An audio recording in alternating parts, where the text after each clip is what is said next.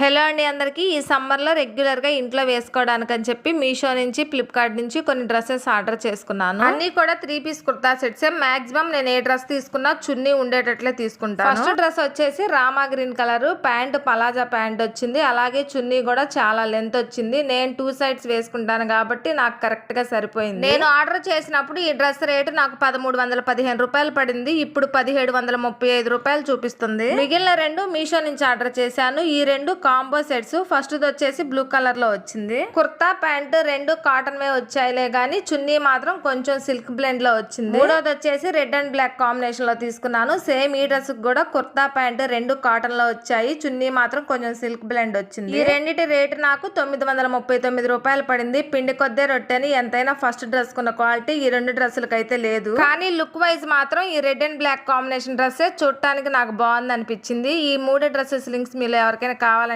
కమ్యూనిటీలో పోస్ట్ చేస్తాను, చూడండి.